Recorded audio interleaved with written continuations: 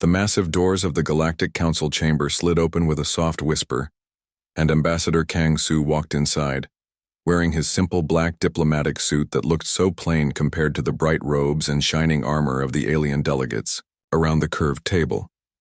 The chamber was built to make visitors feel small with its towering walls that stretched up into darkness and holographic displays showing the 47 member worlds of the Council spinning slowly in the air above their heads. But Kang Su had been here many times before, and the tricks no longer worked on him. He took his seat at the small human section of the table, which was positioned lower than the others, like they were children being allowed to sit with adults, and placed his simple briefcase on the polished surface while the alien delegates whispered and clicked and buzzed in their various languages. Chancellor Kexthul of the Velthari Empire stood up first as always, with his tall, thin body covered in scales that changed color when he was angry, and right now they were shifting from green to a warning yellow as he looked down at the human ambassador. "So the little earth creature returns," Kexthul said in his voice that sounded like wind through broken glass. "We wondered if your species had finally learned to accept reality." The other delegates made sounds that might have been laughter in their languages, and Trade Minister Velnash of the Arcturian Confederation leaned forward with his 4 eyes blinking in sequence like he was thinking very hard about something amusing. 3 standard years we have been patient with your kind," Velnash said, while his tentacles writhed slowly. 3 years of explaining simple concepts that even our youngest offspring understand, but still you resist the natural order. Admiral Park Ray sat behind Kang Su in the observer section, wearing her crisp Navy uniform with medals that had been earned in battles the Council preferred to forget about, and her face showed nothing as she watched the aliens perform their usual show. Kang Su opened his briefcase and pulled out a single sheet of paper, while around him, the delegates continued their speeches about human stubbornness and how Earth needed to learn its place in the galaxy. "Your expansion into the Kepler sector violates Treaty 743, announced Councillor Zixmar of the Draconis Alliance, while his scaled face showed what might have been discussed. 12 colonies established, without proper permits. The mining operations in the Vega system exceed authorized quotas by 300%, added Representative Cornash of the Centauri worlds. This cannot continue, and your military buildup threatens the peace we have worked so hard to maintain," Kexthul said with his scales now turning bright red. 47 civilizations demand compliance. Kang Su waited until they finished talking, and then stood up slowly while holding his single sheet of paper, and the chamber fell silent because this was not how humans usually behaved in these meetings. "The Galactic Council demands the immediate withdrawal of human forces from 12 outer rim colonies," Kang Su read from his paper in a voice that carried clearly through the vast chamber. "These worlds will be placed under Council administration as compensation for violations of galactic law." He folded the paper carefully and put it back in his briefcase while the alien delegates waited for his response, with expressions that showed they already knew what he would say.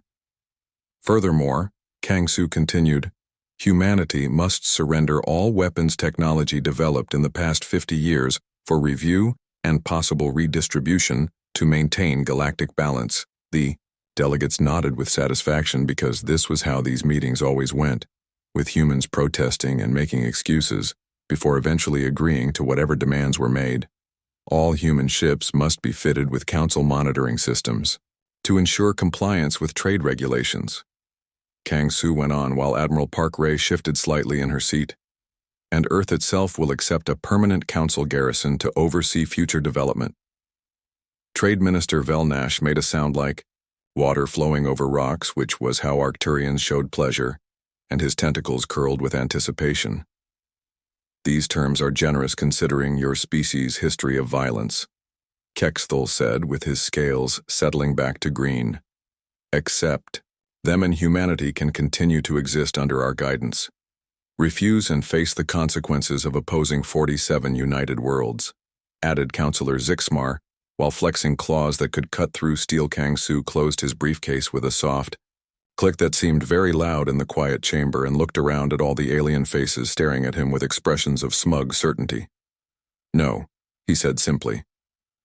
The word hung in the air like smoke, and for several seconds nobody moved or spoke because this was not the response they expected from a human diplomat. "Excuse me?" Kexthul said with his scales starting to shift color again. Did you say no? I said no. Kang Su repeated while picking up his briefcase. Humanity rejects these terms completely. You cannot reject the will of the Council, Velnash said with his tentacles thrashing now. Your species lacks the power to stand alone. We have been patient with your primitive ways, Zixmar added, while his claws scraped against the table. But patience has limits. Kang Su walked around the table slowly, while the alien delegates turned to track his movement like predators watching prey. And when he reached the center of the chamber, he stopped and looked up at the spinning holograms of their worlds. For 3 years you have demanded concessions from humanity, he said in the same calm voice. For 3 years we have tried to find common ground and peaceful solutions. And we have been generous in our offers, Kexthul interrupted. But Kang Su continued, as if he had not spoken. You call us primitive, but our colonies prosper while your people suffer under corrupt leadership.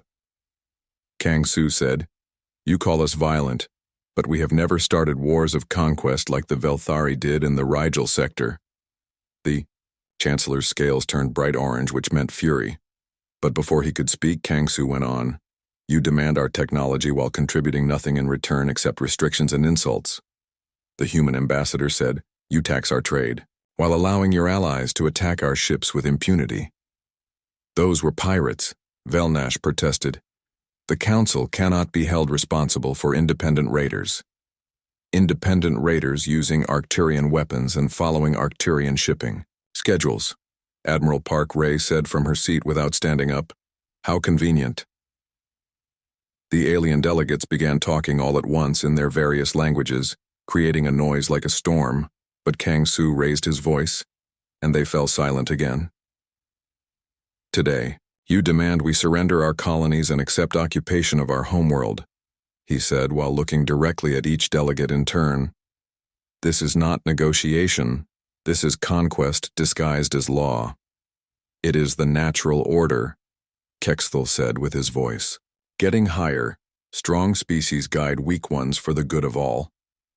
Then you will have to find another weak species to guide, Kang Su said, and his words made the chamber so quiet that the only sound was the humming of the environmental system. Walked back to his seat and stood behind it, while Admiral Park Ray rose from her chair and moved to stand beside him. Humanity withdraws from these peace talks effective immediately. Kang Su announced, we are recalling all diplomatic missions and terminating all cooperative agreements with Council species. The silence stretched for nearly a full minute before Trade Minister Velnash began making the clicking sounds that Arcturians used for laughter. You cannot be serious, he said while his tentacles writhed with amusement. One small species cannot stand against the combined might of 47 civilizations. Your economies depend on our resources, Councillor Zixmar added. Your technology relies on our knowledge. You will come. Crawling back within months begging for readmission, Kexthul said, with his scales now cycling through all colors rapidly. And when you do, the terms will be much harsher. Kang Su and Admiral Park Ray walked toward the chamber doors while behind them the alien delegates continued their threats and promises of economic disaster. This is madness, Velnash called after them. Your species will not survive isolation.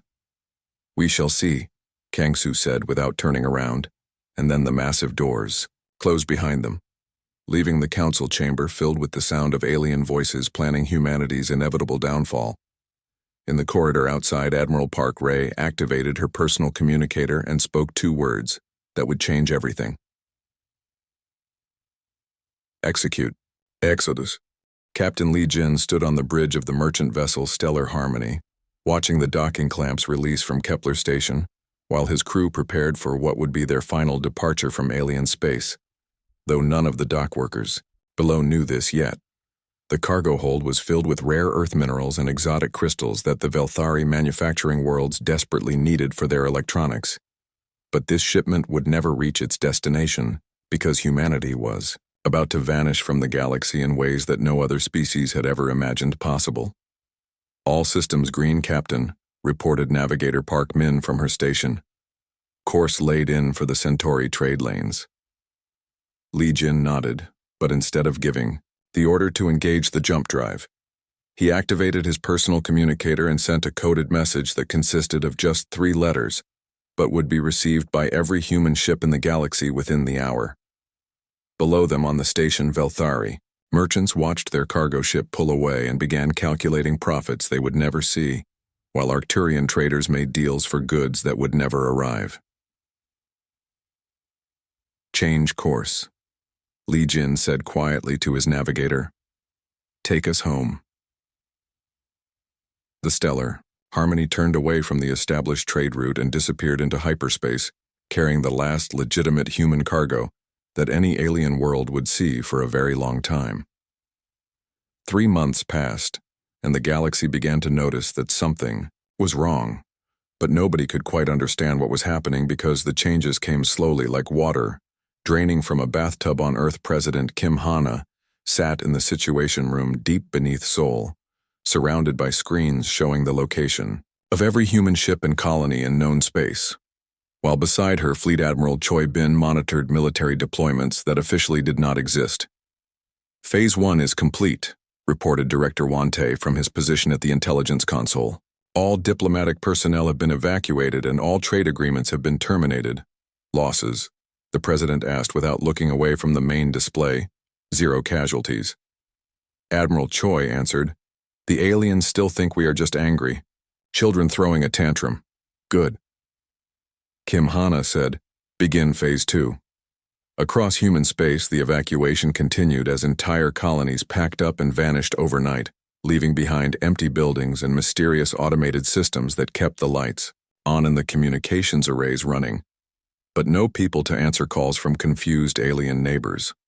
The first sign that something unusual was happening came when Velthari cargo ships arrived at the mining world of New Seoul in the Kepler sector and found the spaceport completely deserted. The human workers were gone, but the mining equipment was still running, and the ore processing plants were still producing refined materials that piled up in storage warehouses with no one to load them onto ships. Where did they go? Asked Captain Yexthul of the freighter Prophet's Edge, as he walked through empty streets where shops stood open but contained no people. His question was repeated across dozens of worlds, as alien merchants and government officials discovered that humans had simply vanished from places they had lived and worked for decades. On the industrial world of Busan Prime in the Vega system, Arcturian trade inspectors found factories running at full capacity with robotic workers, producing goods but no human supervisors anywhere to be found. The machines responded to basic commands and continued their work, but when asked about their human operators, they simply stated that all personnel were currently unavailable. This is impossible, said Trade Inspector Velkorian while standing in a vast assembly hall, where thousands of robots built starship components without any organic oversight. People cannot just disappear, but disappear they had, and not just from industrial worlds but from research stations and agricultural colonies and even from the small outposts that served as refueling stops for alien ships traveling through human space. The second sign that humanity was not simply having a diplomatic argument came when several Draconis exploration fleets ventured into the Outer Rim territories where humans had been establishing new colonies. The ships arrived at their destinations to find worlds that had been completely terraformed and settled, but were now empty except for automated defense platforms that politely but firmly asked them to leave. This is Draconis Survey Ship Claw of Victory requesting permission to land for geological survey. Transmitted Captain Zorthak to what appeared to be a standard communications beacon orbiting the planet below. Request denied, came the immediate response in perfect Draconis. This system is under human administration, and access is restricted to authorized personnel. There are no humans here. Zorthak replied, We detect no life signs on the surface. Nevertheless, access remains restricted. The beacon responded, Please alter course and proceed to your next destination. When the Draconis ship attempted to ignore the warning and approach the planet anyway, it found itself surrounded by defense satellites that had appeared from nowhere and were targeting its engines with weapons that scanned as far more powerful than anything humans were supposed to possess. Captain Zorthak retreated, but filed a report that eventually reached the Galactic Council and caused considerable concern among the intelligence services of multiple species. The third sign came when the carefully orchestrated pirate raids that had been harassing human shipping for years suddenly and completely stopped. For decades, various council species had been using criminal organizations to attack human cargo vessels and steal valuable resources, while maintaining plausible deniability about their involvement. The raiders operated from hidden bases in asteroid fields and dead systems, always managing to avoid council patrol fleets that somehow never arrived in time to prevent attacks. But now the pirate fleets themselves began sending distress calls that were cut short before any details could be transmitted, and when rescue ships arrived, they found debris fields and no survivors. "Something is hunting them," reported Councillor Zixmar during an emergency session of the Council Leadership 17. "Pirate groups have gone silent in the past month." "Impossible," Chancellor Kexthal replied with his scales shifting through nervous colors. "Humans lack the military capability for such operations." "Do they?" asked Security Chief Corvaldes of the Xanthari Defense Force while displaying holographic images of the debris fields. "These weapon signatures do not match anything in our databases."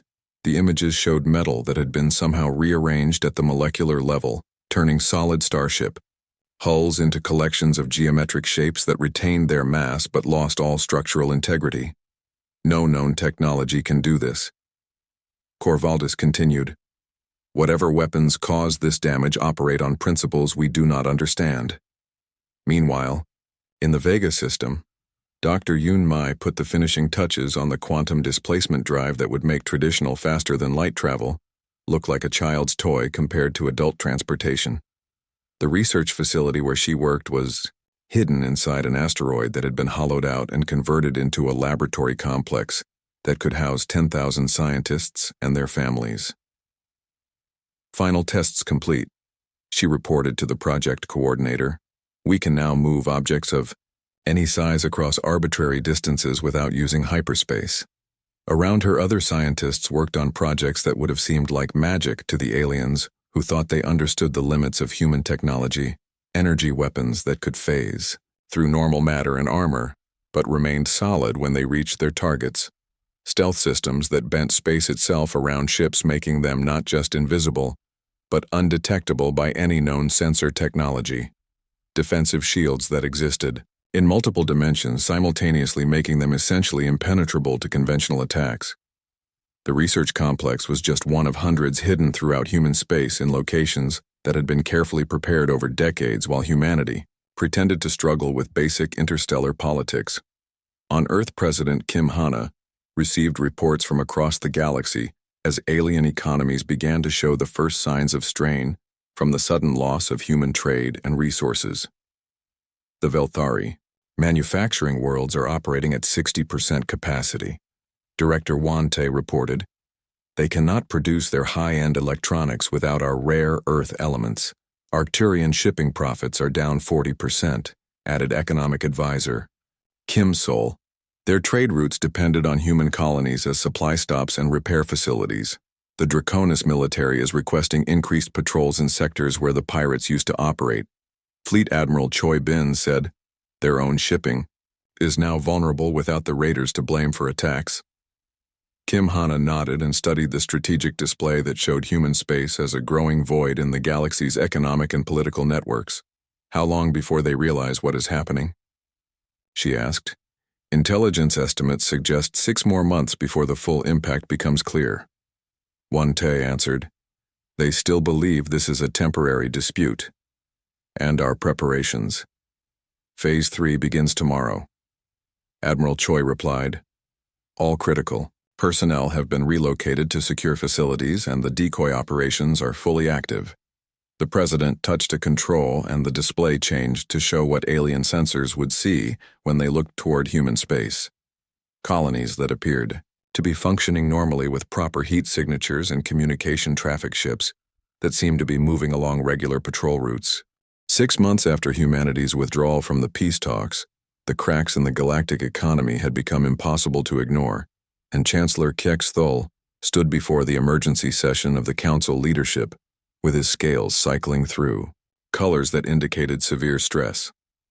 Production on Velthari manufacturing worlds has fallen to 30% of normal capacity, he reported while trying to keep his voice steady.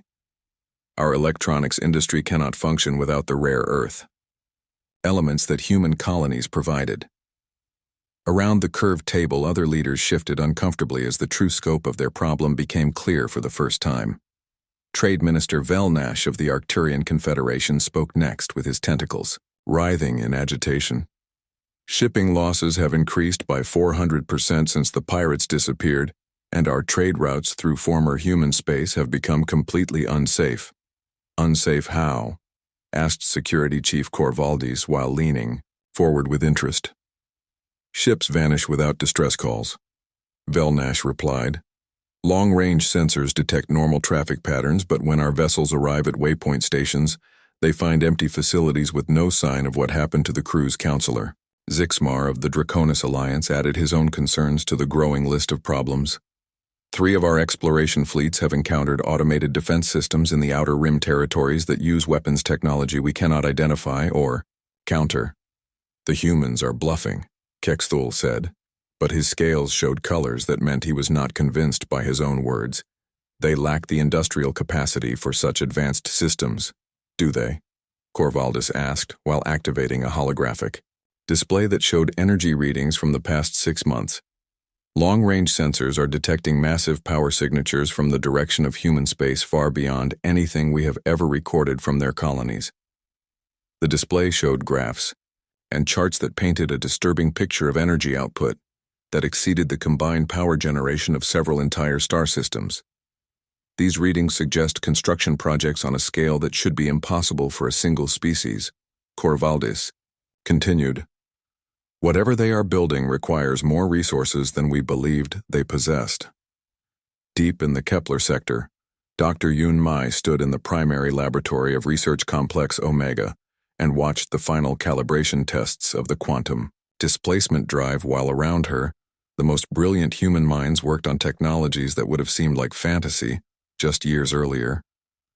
The complex itself was a marvel of engineering hidden inside what appeared to be a dead moon, but which had been completely hollowed out and converted into a research facility that could house 50,000 people and their families. Phase variance is stable across all dimensional frequencies, reported Dr. Kim Ray from her position at the Quantum Mechanics Station. We can now displace objects up to the size of a battleship across distances of several light-years without detection. Temporal displacement tests, Yun Mai asked, while reviewing data streams on her personal display, complete. Success, answered Dr. Wan Jin. We can move ships through time as well as space, though only by minutes or hours, not years. This meant that human vessels could arrive at battle locations before their enemies had even decided to fight effectively, making surprise attacks impossible to defend against. In the weapons development section, Dr. Park Soo was putting the finishing touches on energy cannons that could phase through normal matter and shields, but remained solid when they struck their intended targets. The quantum coherence beam maintains particle integrity through 12 different dimensional phases, she reported. Enemy armor becomes irrelevant when our weapons exist partially outside normal space. Meanwhile, the stealth systems division had perfected technology that bent space around ships, making them not just invisible, but completely undetectable by any known sensor array, because the sensors themselves would be looking at empty space where the ships used to be. But perhaps the most impressive achievement was in the defensive systems laboratory, where Dr. Choi Min had created shields that existed in multiple dimensions, simultaneously making them essentially impenetrable to any attack that operated within normal physical laws. The multidimensional barrier can absorb unlimited energy by distributing it across alternate realities, she explained to the project coordinator. Conventional weapons simply cannot damage anything protected by these shields. Back on Earth, President Kim Hana sat in the Situation Room, reading reports from intelligence networks that painted a picture of growing chaos throughout the galaxy as alien civilizations struggled to cope with the sudden absence of human resources and stabilizing Influence Velthari industrial output continues to decline. Director Wan Te reported, they are rationing rare earth elements and several major electronics manufacturers have shut down completely. The Arcturian Trade Confederation is facing bankruptcy, added economic advisor Kim Sol. Without human colonies serving as supply stops, their shipping costs have tripled and profit margins have disappeared. Most interesting are the reports from the Outer Rim, Fleet Admiral Choi Bin said while highlighting areas on the strategic display. Several alien survey missions have encountered our automated defense systems, and the responses are creating panic among their military commanders. The president studied the intelligence summaries and found herself almost feeling sorry for the alien species who had thought they could intimidate humanity into submission. They still do not understand what they are facing, she said. They think we are just another species with slightly better technology. The revelation will be quite educational. Admiral Choi replied with what might have been a smile. On the Zenthari homeworld security chief Corvaldi stood in the central command center of their intelligence service surrounded by analysts who were trying to make sense of data that seemed to contradict everything they thought they knew about human capabilities. Sensor readings from the Orion arm show energy signatures, consistent with industrial facilities the size of small moons, reported senior analyst Thexvar. But we have no record of human colonies in that region. They must be hidden, Corvallis said while studying the displays. But hiding installations of that size should be impossible. Unless they have developed stealth, technology far beyond our understanding, suggested junior analyst Kexmar. The energy output suggests they are not just hiding bases, but entire fleets. The security chief felt something that might have been fear as the implications became clear. How many ships could they be building? He asked, based on power consumption patterns. Thexvar calculated quickly. Potentially thousands of vessels, each requiring more energy than our largest dreadnoughts. Corvallis activated his secure communication, linked to the council leadership, and transmitted an urgent message that would reach all member worlds within hours. We may have severely underestimated human military capabilities. His report began, recommend immediate reassessment of threat levels and consideration of diplomatic options. But even as he sent the warning, Corvallis suspected it might already be too late, because the humans had been planning this withdrawal for far longer than anyone had realized. In the Vega system, Captain Nam Sol stood on the bridge of the stealth vessel, Sol's shadow watching alien patrol ships search frantically for pirates that no longer existed, because those pirates were now floating in space as collections of geometric shapes that had once been starships. Target acquired, reported weapons officer Lee Ray. Draconis heavy cruiser attempting to enter restricted space, warning shots only. Namsal ordered, we are not ready for open conflict. The quantum coherence beam struck empty space near the alien vessel, causing reality itself to ripple like water and sending sensor readings that would give the Draconis scientists nightmares for months. The heavy cruiser immediately changed course and fled at maximum speed while transmitting frantic reports about weapons that could affect space itself. Another successful demonstration. Lee Ray said with satisfaction, they will be too frightened to approach human space for weeks. But Captain Nam Sol was already thinking ahead to the day when demonstrations would no longer be sufficient, and humanity would have to reveal the true extent of their preparations. That day was coming soon because the galactic economy was collapsing faster than anyone had predicted, and desperate species were starting to consider military solutions to their problems. In the council chambers on Nexus Station, Chancellor Kexthul called for an emergency vote on a resolution that would authorize the use of force to compel human cooperation. We cannot allow one species to hold the galaxy hostage, he declared, while his scales showed the bright red of fury and desperation. They must be made to understand the consequences of their actions. The vote was closer than anyone expected, but it passed by a narrow margin, and suddenly the galaxy was committed to a course of action that would prove to be the greatest mistake in recorded history. Within hours of the vote, massive military fleets began assembling in neutral space, while human intelligence networks monitored every movement and prepared for the final phase of Operation Exodus. The time for hiding was almost over, and soon the galaxy would learn what humanity had really been doing during those long years of pretending to be a weak and backward species in research facilities and military bases across human space. The final preparations began as thousands of ships that officially did not exist. Captain Nam Sol stood on the bridge of the stealth vessel Sol's Shadow as it phased through the outer barriers of what the galaxy still thought of as human space, and prepared to witness the greatest deception in galactic history finally being revealed. The ship itself was a marvel that existed partially in normal space and partially in dimensions that alien science had never discovered, which meant that enemy sensors detected nothing but empty vacuum, where a massive warship actually floated. "Approaching the Vega system, Captain," reported Navigator 1A from her station. "All stealth systems are operating at full efficiency." Nam Sol nodded and activated the main display, which showed what appeared to be a normal star system, with several inhabited worlds and the usual traffic of merchant vessels and patrol ships moving between planets. But this was an illusion, maintained by quantum projectors and artificial intelligence systems, because the real human presence in this system was far more extensive than any alien government had ever imagined. "Show me the truth," he ordered.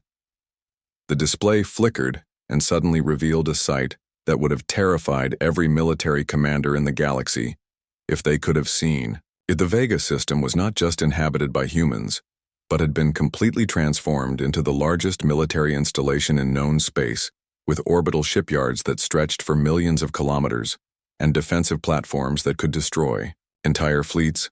Floating in formation around the primary star were hundreds of warships that had been built in secret, using technologies that made the most advanced alien vessels look like primitive toys by comparison. "The Incheon Rising is ready for inspection, Captain," reported Communications Officer Kim Dae-nam Sol smiled as his ship approached the massive dreadnought that served as the flagship of humanity's hidden fleet. The Incheon Rising was 3 times larger than the biggest alien battleship, but more importantly, it was equipped with weapons and defensive systems that operated on principles that no other species understood. Engineer Park Nuri met them in the primary hangar bay, wearing the simple gray uniform of the human Space Force, which officially did not exist according to every treaty and agreement that had been signed over the past 50 years. "Welcome aboard, Captain Nam," she said, while leading them through corridors that seemed to shift and change as they walked because the ship existed in multiple dimensions simultaneously. "The dimensional phasing systems are remarkable," Nam Sol observed as they passed through what appeared to be solid bulkheads without any doors or openings. "This is just the beginning," Park Nuri replied.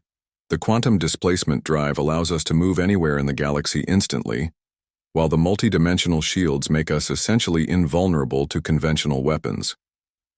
They entered the main weapons control center where displays showed targeting systems that could lock onto objects in different realities and fire projectiles that existed outside normal space. The quantum coherence cannons can penetrate any known armor by phasing through the molecular structure until they reach the interior of enemy ships, Park Nuri explained. The target simply ceases to exist at the quantum level. Nam Sol studied the weapon specifications with growing amazement because these systems represented advances that should have taken centuries to develop. "How long have we been working on this technology?" he asked. "Planning began 80 years ago when the first human colonies were established," Park Nuri answered. "Every diplomatic delay, every seemingly pointless negotiation, was actually buying time for our scientists to solve problems that alien species considered impossible." She led them to the primary command center where Fleet Admiral Yu Dan was coordinating the movements of hundreds of ships across multiple star systems using communication methods that transmitted information faster than light itself. "The galaxy believes we have perhaps 50 warships," Admiral Yu said, without looking up from his displays. "The actual number is closer to 10,000. Not counting support vessels and automated defense platforms." The scale of the deception was breathtaking because while alien diplomats had been arguing about trade quotas and territorial boundaries, humanity had been secretly building the most powerful military force in galactic history. Every human colony that appeared to be struggling with basic infrastructure was actually a cover for massive industrial complexes. Admiral Yu continued. Every research station that seemed to be studying simple agricultural techniques was really developing weapons technology. Namsol realized that the pirate raids, which had seemed like random criminal activity, had actually been elaborate intelligence-gathering operations, allowing humanity to map the military capabilities of every major galactic power. The attacks on our shipping were false flag operations, he said with understanding dawning. Every human who supposedly died in those raids was actually evacuated to hidden facilities. Admiral, you confirmed. We have been systematically removing our population from vulnerable locations while creating the impression that we were under constant threat. The implications were staggering because it meant that humanity had been planning this withdrawal for generations while maintaining perfect operational security against the intelligence services of 47 different species.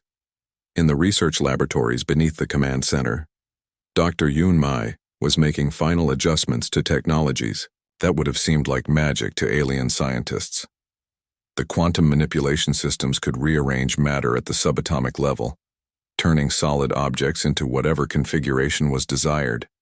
The temporal displacement drives could move ships backward in time by several hours, allowing for tactical advantages that made traditional military planning obsolete. The dimensional anchoring systems could prevent enemy vessels from using faster-than-light travel by creating localized space-time distortions. We are not just more advanced than they realize, Dr. Yun Mai explained to a group of visiting officers. We have transcended the physical limitations that constrain their technology. Meanwhile, in the Intelligence Center, Director Kim Tae was monitoring communications from across the galaxy as alien governments struggled to understand what was happening to their economies and military forces. The Velthari manufacturing worlds are now operating at 15% capacity, he reported. They are requesting emergency assistance from the Council, but no other species has the resources they need. Arcturian trade revenues have collapsed completely, added intelligence analyst Park Jin. Their shipping empire is dissolving, as routes through human space become impossible to navigate safely. Most interesting are the military reports. Director Kim continued. Alien patrol fleets are encountering phenomena they cannot explain, and their officers are beginning to suspect that humanity possesses capabilities far beyond what they admitted during negotiations. The truth was that humanity had never revealed their real technological level during any diplomatic contact, because doing so would have made peaceful coexistence impossible.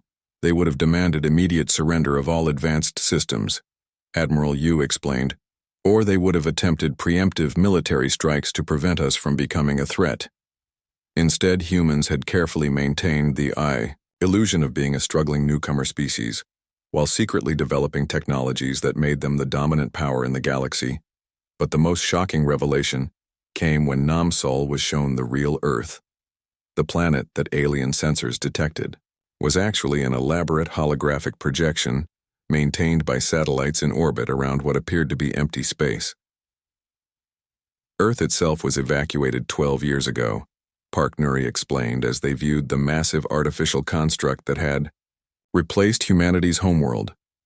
The entire population was relocated to hidden facilities throughout the galaxy, while we created a perfect simulation that would fool any long-range observation. The artificial Earth maintained all normal communication, traffic and energy signatures, while the real planet had been converted into something that alien minds could not comprehend. We rebuilt Earth as a multidimensional fortress that exists across 17 different realities simultaneously. Park Nuri continued. It can defend itself against any conceivable attack while serving as the command center for our entire civilization. Namsol felt a mixture of pride and amazement as he realized the scope of what humanity had accomplished, while alien species had been content to use technologies that were thousands of years old. Humans had completely revolutionized their understanding of physics and engineering. When will the galaxy learn the truth, he asked. Soon. Admiral Yu replied, Intelligence.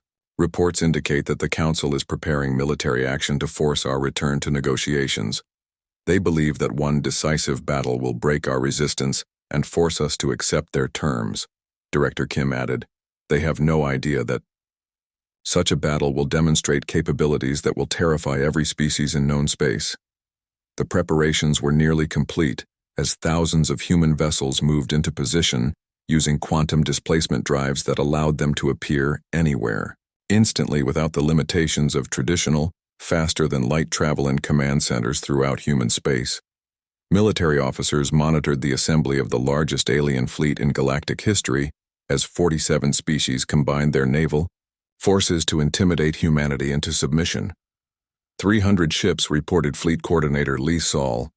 Every major power has contributed vessels to this demonstration of force.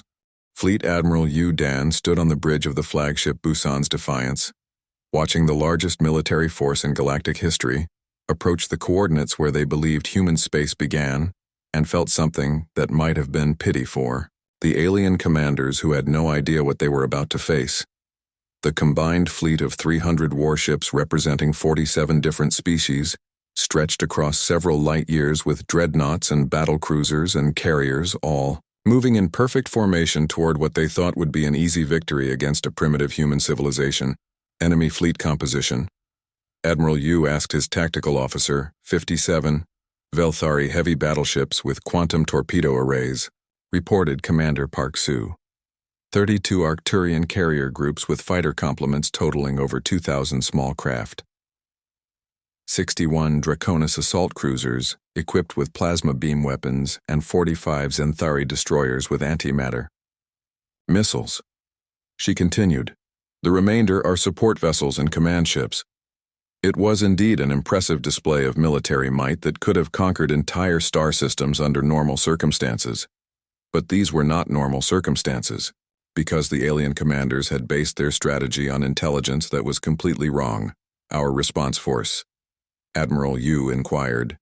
12 vessels, Admiral. Commander Park replied, all equipped with full quantum displacement capability and multi-dimensional defensive systems. The numbers seemed impossible because no rational military doctrine would suggest that 12 ships could face 300 and survive. But human technology had transcended the limitations that still constrained alien warfare. Fleet Admiral Kexathul is transmitting on all frequencies, reported Communications Officer Kim Ray. He is demanding our immediate surrender and compliance with Council authority. Admiral Yu activated the response channel and spoke, in the calm voice that had become familiar to alien diplomats during years of apparently futile negotiations. This is Fleet Admiral Yu Dan of the Human Defense Force.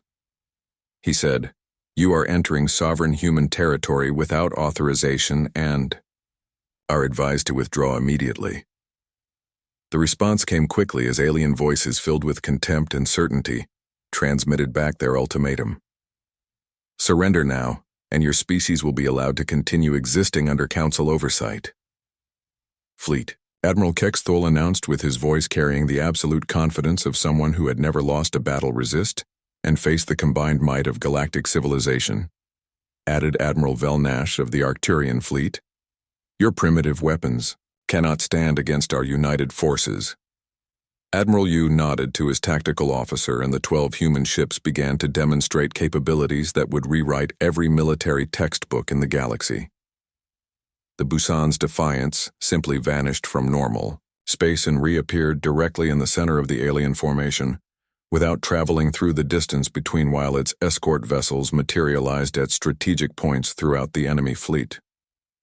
Impossible, transmitted a Draconis captain, whose sensors showed human ships occupying locations they could not have reached without passing through his own vessel. Multi-dimensional phase shift complete, reported Commander Park as reality rippled around the human fleet. All vessels are operating in quantum displacement mode.